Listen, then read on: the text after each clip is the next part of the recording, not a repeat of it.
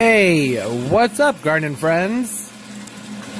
Jeff here, Tropical Plant Party. How's everybody doing? I hope you're good. I am great. And I forgot to film an intro for this week's vlog, so I'm voicing over some clips of my cat playing with a toy. That's what's going on there. Alright, let's go ahead and move on. That's enough of that. Okay, here we go.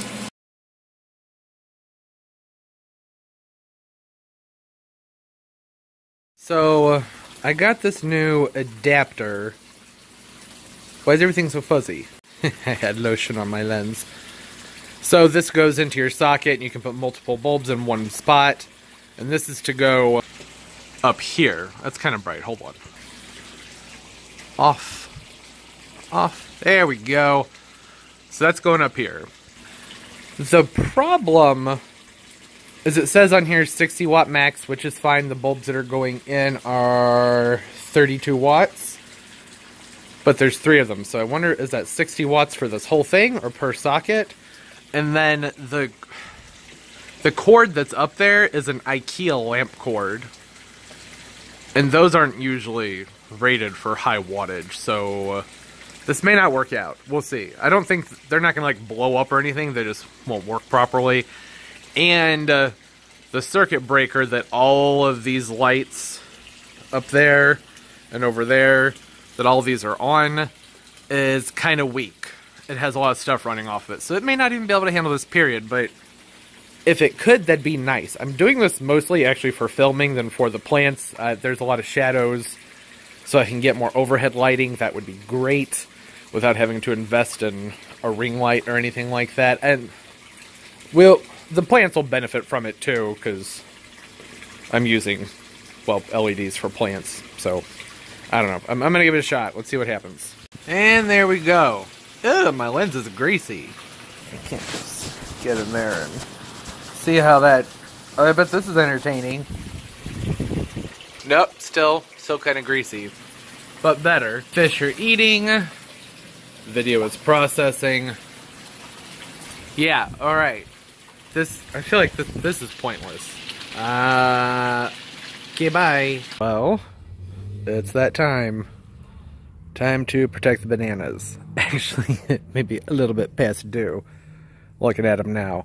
But what I'm going to do here is I just gonna work my way from the front to the back and then clean the leaves out, and I'm gonna do all the things. And my supplies over here, this right here. I'm just gonna do it. Oh, look at that. Big difference. I went through and I cut the Chinese fan palm back. I'm going to cut it back a little bit further, but I couldn't quite see because of all the debris that was around it. I went through with my machete and just chopped these guys back. And they're looking bad on the outside, but the middles are still white. So that's how I know they're good. Now, it doesn't look white right now because I just cut them up and there's dirty juice on them, but they're still firm. They're okay. I did notice I just forgot one. That's alright. No big deal. Came in with a little rake and then pulled as much of the leaves out as I can, because those will mat down and can create kind of like a barrier that'll freeze and rot. The next step really is to, well, I have frost cloth I'm going to put over these, and I'm going to mulch. I put a cage. It's a whole big thing, but I have to go. I ran out of time, so resuming tomorrow. Reason I have to go is because, oh, I need to cut that one back too. It's my best friend's birthday, so we're going out tonight. I threw together a flower arrangement, kind of from scratch, not really. That's for her. Got our cake over here with tickets. Tonight's the Garden Glow. Some of that'll be in this vlog. The rest of it will be in a whole separate video. You get those cookies? Yeah. I need to go get her presents too. I had to hide it because she's been over here. This was in what I think will be Friday's video. Maybe Thursday's. I don't know. You guys have seen this. Oh, I need 2 hands. This is way heavier than I remember. Woo! Made it. So I have this for her. I know this is very simple, but that's because these things will all be planted out into the landscape in the springtime. And the pot matches many of her other pots, because she also really likes cactus, and I got this for her as well. Very spiky. Okay, come on. There we go. Gotta go all the way around here. So pretty. So yeah, this is for her also. It's a San Pedro cactus. Pretty big, probably over 30 inches. So, these are her presents, but I figured, you know, this will end up, probably not in this, but there are other cactus outside that are hers. It's a whole long story, but these are her presents. That's that. I need to get that price tag off of there. Now this guy clearly needs to be repotted, but I didn't really want to do that for her because I thought she'd probably want to pick out her own pot. I don't know. I don't know. It is very thirsty, but this probably isn't the most appropriate time to water it because it's probably going to be out in a cold car this evening for a while. So that'll have to wait, and it's easier to carry, honestly, without the weight of the water in the pot. So that's that. Now, just time to get ready.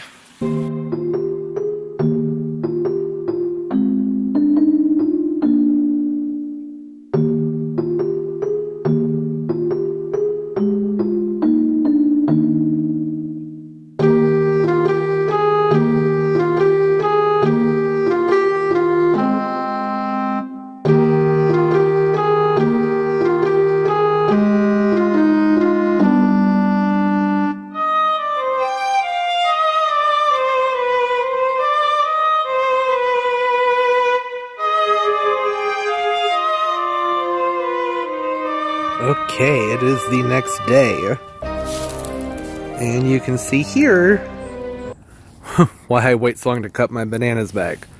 They're still growing, which is fine. That is why I cut them kind of high, though. The more trunk you preserve, the more likely they are to flower and give you fruit next year. Even though these are a non-edible, the flowers are still really pretty. But the only problem I'm having here is that I normally put a leaf cage or a compost bin cage around these, but this clump has expanded. That's not going to fit around all of them. So I have to be kind of choosy here. I think I'm going to put the cage around this clump right here because, well, there's more trunks and they're closer together. Whereas these, not so much. So I do have an extra panel that goes to a different compost bin. It's slightly a different size, but you know, the one I did with the crepe myrtle, that guy over there, I used 3 pieces to make a triangle instead of 4. So I don't know. I'm going to see what I can do there. I got my zip ties over here and yeah. Okay, I think this will do. So what I've done here is I have a kind of a square setup around these 2 big trunks. And then I have a little divider going this way so I can still pile the mulch high without it going too far. This trunk right here is actually growing way too close to the edge of the garden, so that one's going to get dug up and moved anyway, so I'm not as concerned about protecting that one. So I'm not too worried. And really where I live, I can do pretty much nothing and they'll still come back. The main thing is I want to preserve as much trunk as possible, so that's what I'm doing. And I need to probably cut these back a little bit more. They need to be kind of below the top of the I don't know. I'm going to mess around with it and see what I decide to do. And there we go. I went ahead and I put some frost cloth around the largest trunks, the trunks that have the highest probability of fruiting next year. And that's about it. Now I just fill it with mulch. And I think I'm going to overwinter my sarracenias in here as well, probably halfway through. I'll tuck those in. But it's not cold enough yet, so I guess when it gets cold enough here in a week or so, I'll have to dig this out and do it that way. But yeah, so now I'm just going to fill them up with mulch. Done. Little winded, sorry.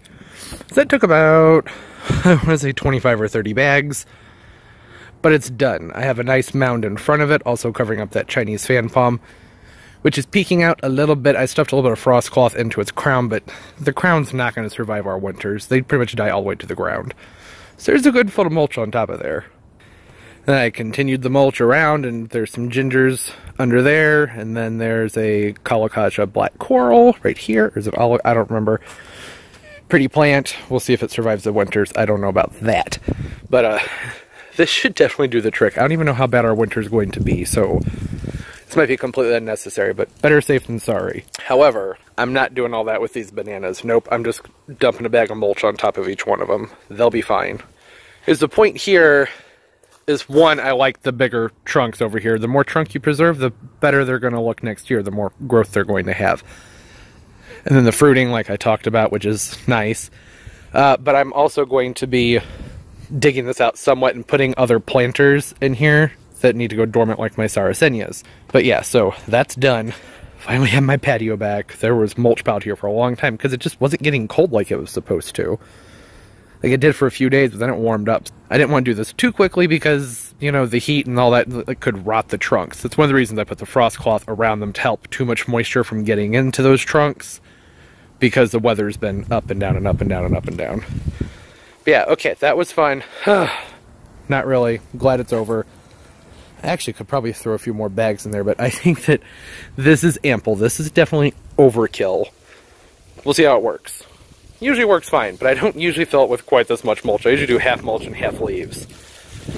But hey, it's always fun to experiment. So, there's some algae in here, and that's been bothering me for a while. That's not as bad as it was. I think I went a smidge too long without cleaning out the filter pads.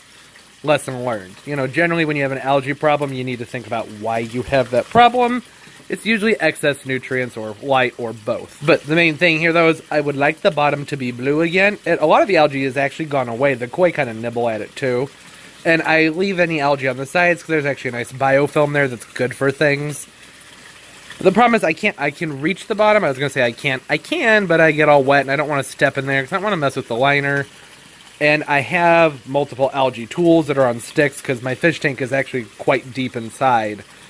But this is a different type of situation because I have to be able to reach in all these different corners. And anyways, long story short, I got a mop. Now, the Mr. Clean Magic Erasers work wonderfully for cleaning up algae in your aquariums, for scrubbing it off the glass.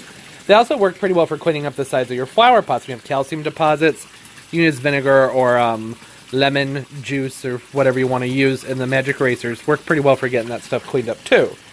I don't mind the buildup on my pot so much. I think it looks kind of pretty, but I try and minimize it because that's salt. You don't want the salt there.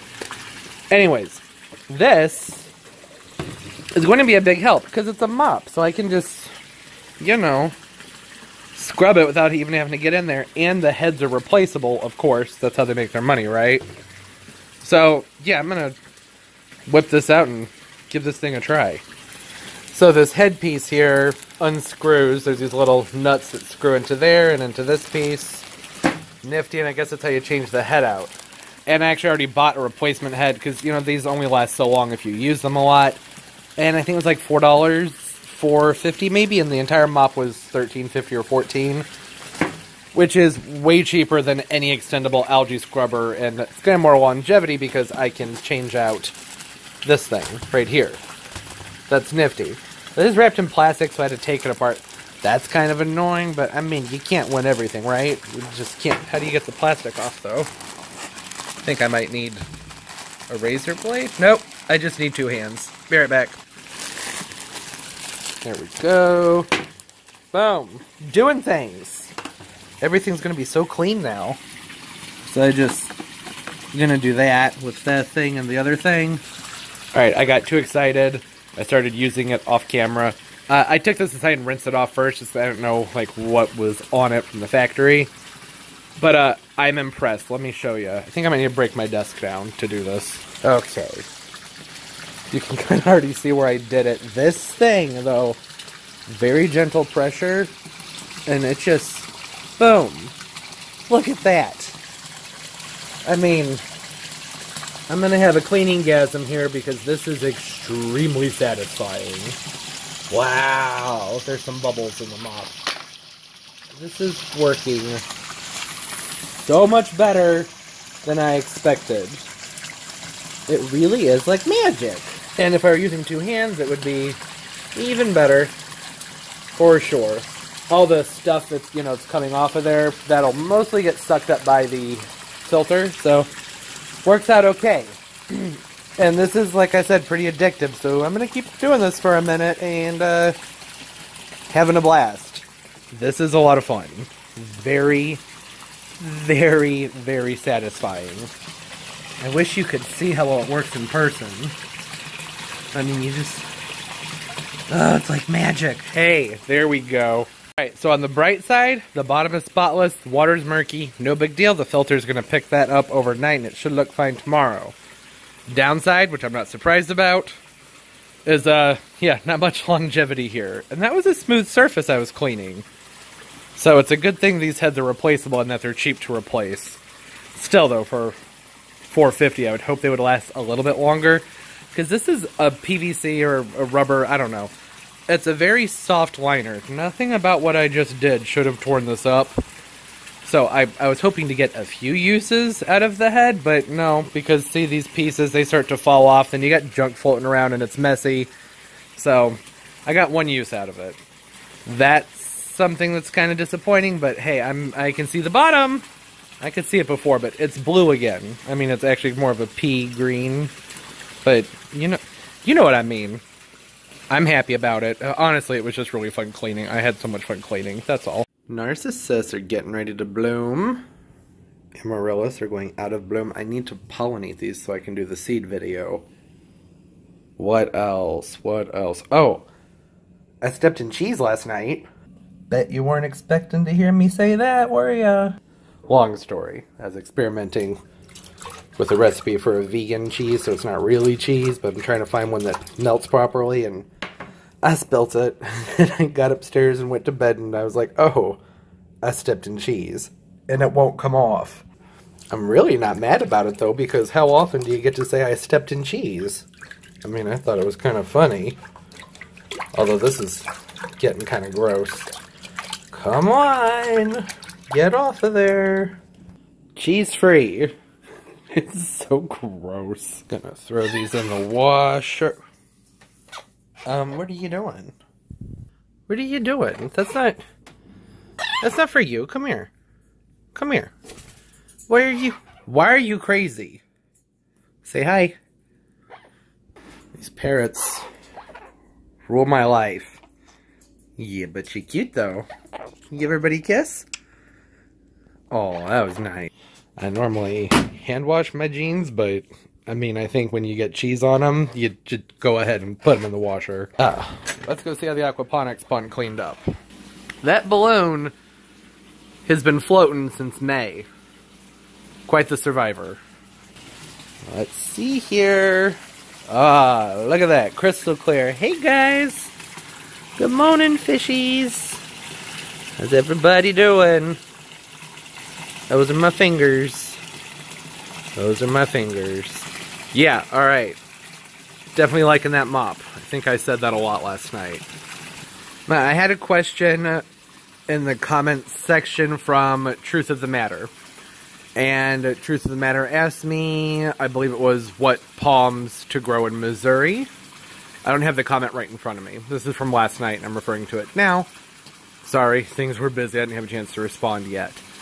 But in Missouri, as far as growing them outdoors, so it really depends on what part of Missouri you're in, but most reliably, I usually recommend the needle palm, which is Rhapidophyllum hystrix, or the sable minor. There are lots of different varieties. The McCurtain variety seems to be the most hardy, but it's a very slow grower. Any sable minors I've ever grown were nothing fancy. They were just regular sable minors, and they did wonderfully until they didn't. I had an ice storm that took them out. There are a lot of variables that go into play with that. I had them for several years. They got really big. They're super pretty. I protected them.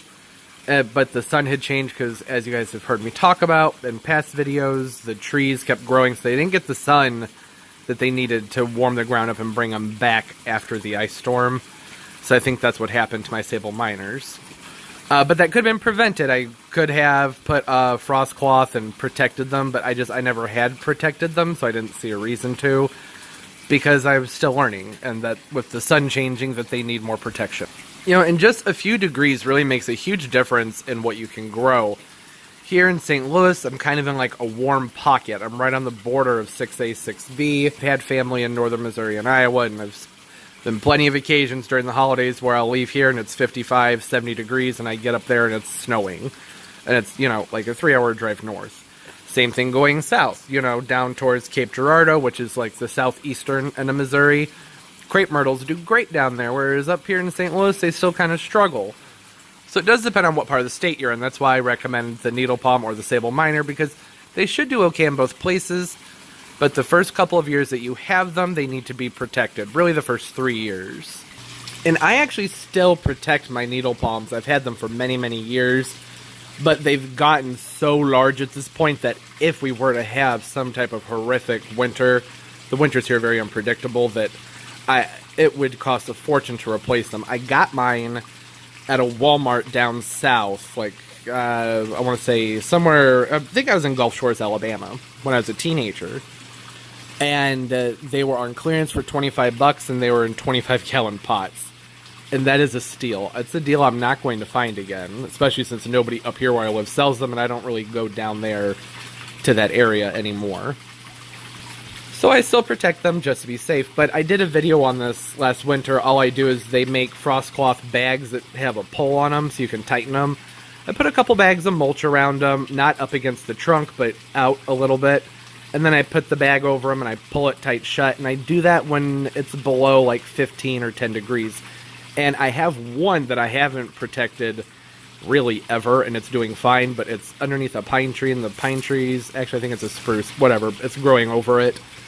So those are the most low maintenance palms, and that's really all you need to do to protect them anyways, is give them some mulch, cover them with a frost cloth when temperatures are really, really cold. People put lights around them, there's all kinds of things people do. And generally the first year you have them, you do the maximum protection, use the anti-transpirants. And every year from there on, you just kind of dwindle it down. Like I said, I really don't do anything with mine except for a little bit of mulch in the bag, and that's just because I'd be devastated if anything happened with really two of them in particular, two very big ones.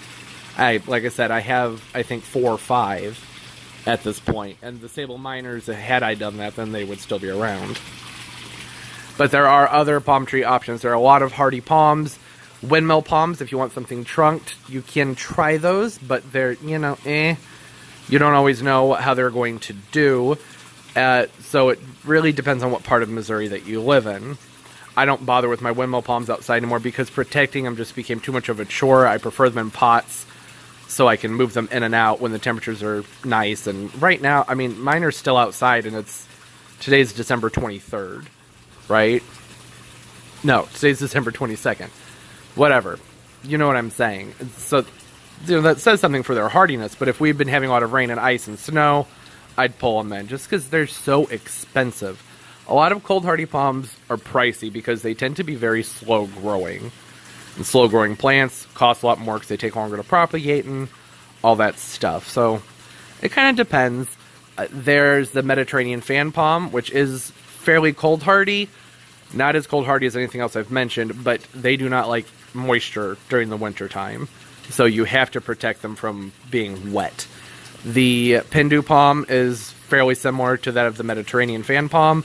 With those, if you wrap them up tight in a frost cloth with some Christmas lights, not LEDs, but actual old school light bulbs that put off a little bit of heat, those overwinter okay as long as you keep them fairly dry. And there's the Serena repens, which is the saw palmetto. But again, those are less hardy than anything I've talked about. But if you protect them from moisture, then they have a chance. And the list goes on and on. There are several more, but like I said, my top recommendation is always going to be the needle palm and the sable miner. That's probably the safest way to go. Amaryllis. Now, I had mentioned... Why is everything so blurry? So I had mentioned before that I was going to do some seed collecting from these guys, which means they need to be proper. Hold on. Why are you being noisy? What are you doing?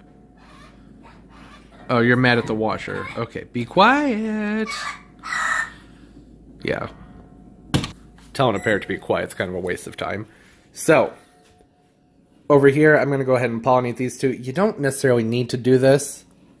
This one right here, I've been holding on to its old flower. Here we go, its old bloom stalk. To see if it was going to produce any viable pods. It's not really looking like this one's going to, because you can see how they're shriveled. So these probably aren't going to be the ones I want. It has this bloom stalk down here, where you can see this one was not pollinated at all, so the whole bloom stalk just died off. It didn't even stay around to put up pods. So you can just cut those off. Because as it is right now, it's wasting energy from the bulb keeping that around. And this still has, it has one bud right there. It's putting out 2 buds. Looks like it's going to put out multiple flowers from this one bud here, which is a little bit unusual. No, it's not. It's not unusual at all. That's what they do. What is wrong with me? Anyway, so this will be the 3rd flower, or maybe the 4th on this particular bulb. It's leaning a little bit, so I need to reposition it. But that's that one.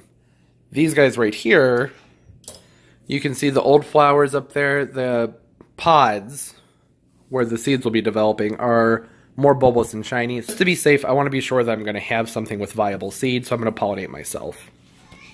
Though probably not necessary. Using a Q-tip, and you can see the pollen comes right off. That's why I think these others are probably fertile. Then you just go ahead and... There we go. Just get that on there.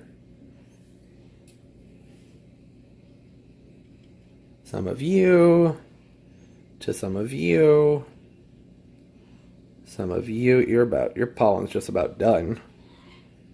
To you. And you can just use your finger too, just go like that and boop. And just dab it on there. The main thing is that you want to make sure some pollen ends up on there. There we go. And it's not going to focus. This is not the camera for that type of filming. And you can also usually just take them and shake them around a little bit, and the pollen will get on there. It doesn't have to be complicated.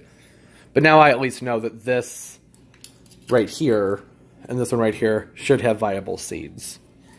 And then to be safe, I'm going to go ahead and I'll just mark them with something so that I know which ones I pollinated. Just to be safe. And once those develop a pod, we'll let it dry out, and that'll be a whole lot different thing. And you can see here, I went ahead and I popped open, maybe I should try this down here. So I went ahead and I popped open one of the pods from one of the flowers I cut off. And you can see the seeds developing in there. And these seeds probably would have been fine, but it looked to me like this entire stalk was going downhill before these would have a chance to develop all the way, and I want to make sure that, like I said, the seeds are going to be totally viable. So that's why I just cut it off and said I'm going to try it with a different plants, and it's going to give me a healthier set of seeds. But that's what they look like. It's kind of like a bell pepper. That's not in focus. What are you doing? These guys are being crazy. Hi, Pumpkin. Hey. Say hi. Alright. So the animals are just making me feel like a weirdo. That's fine, I'm used to that feeling. And a word of caution. I usually wait until the flowers have kind of aged out a little bit before I do this, because once you pollinate them, they're going to say, oh, we've done our job, we can die now. So, wait until you've been able to enjoy your flowers for a while when you do this. Otherwise, you're going to be kind of disappointed when the next day you come down and your flowers are dead. That would be a bummer. This guy back here, you remember him? This is that Santiago something or other. It's a scented Amaryllis. And it is the slowest growing Amaryllis I have ever had. I mean, it has barely moved. But at least it's doing something. It looks like there's about 3 buds in there and some leaves coming up. And it's a decent sized bulb. But man, this thing has taken its time. I planted this back in, I want to say early November. I can't say for sure, but I want to say it was early November, late October. Slow as a snail. I think that giving this a heat pad and a shower pot probably would have sped things up quite a bit. So I'm going to try and remember that next year. I'm going to remember to get this one planted in September if I want to bloom by Christmas. It's just ridiculous. Such a slowpoke. I still have so many roots to trim out from last year. I thought I was done with this. But no, I have a lot of vandas, so still more to do. What are y'all doing in there? Don't eat my roots. They actually have been very well behaved and have not been chewing on my roots other than that one time, which is great. The whole point though, this isn't with my orchids. See this? Look at that. You know what that goes to? Can I do this right now? Yeah, that's an aerial root. And look at how long this thing is. Look at that. Look at that. Goes to the Xanadu philodendron. This thing puts out some awesome long aerial roots. So cool. Alright. It's about time to go, but first I want to do an update on the humidity table. And I think everything is looking pretty good. The moss is doing well. Have lots and lots and lots of roots growing. This epidendrum, the plant's looking pretty shabby, but there's some root growth down there, so that's good. Oncidium Twinkle started to bud blast and stop, so I think it's appreciating the humidity. Even this keiki up here on my fuller sunset, looking pretty good. Seems to be working out all right. This Nepenthes is liking it. This Nepenthes over here, almost lost that one, but it is recovering nicely. You can see where it started to die out, but it just started budging, giving some new growth, so all good things. The only thing I don't like is it does smell a little bit fishy, so I'm gonna have to be sure to make sure that this stays flushed out so it doesn't get clogged up with detritus and get nasty. This needs to stay clean as possible when has fish water moving through it. But yeah, so far so good. It's working out pretty well. And one of its biggest perks is that it's really helping to get the humidity up in this entire area, so that's a major plus. Oh, it's so pretty. But yes, that pretty much ends things for this week. Next week might be a little bit different. You know, I've been doing videos just about every single day except for Sundays, and I missed one Friday. But so far, I've been doing that Vlogmas thing where you vlog every day until Christmas, some people through New Year's. Think there will probably be a video coming out Christmas or the day after, and then I might be taking a week off, but there will still be a weekend vlog like this one. And then January 2018, things will resume back to their normal Tuesday, Thursday, Saturday thing. Tuesday, Thursday, Saturday-ish. But, I mean, who knows? I may decide that I feel like filming and editing and all that stuff. I have no idea. But next week is holiday time and family time, so that's what I'm mostly going to be focused on, and I hope all of you get to do the same. Whether it's Christmas for you or whatever, just that life is good, and things are positive, and positive things are happening for everybody. Oh, and if you're one of the people that watched the video where I was talking about my Myrmica up here, my tenens, I can't say its name. Thank you for commenting and making your suggestions. I appreciate it. I'll probably be doing a whole different video focused just on that following up, but I did respond to people's comments. I don't want to leave anybody hanging. But thank you for all of the suggestions and support there. I appreciate it. I hope everybody has happy holiday times and a happy new year if I haven't uploaded by then. Don't forget to leave a thumbs up. It helps the videos a lot, and I very much appreciate every single one of those. Subscribe as well. I upload multiple times a week. You can follow me on Snapchat, Trop Plant Party, Instagram, Tropical Plant Party, and Twitter, Tropical Plant JC. I use Twitter more than anything else, and once this Vlogmas thing is over, I'll be better about using all of those. It's mostly just random pictures and stupidity. And comment down below, because I love talking to y'all. That's one of the point of this. Everything we do here, right? And so we can all grow together. And on that note, as always, everybody, keep on growing. Bye-bye.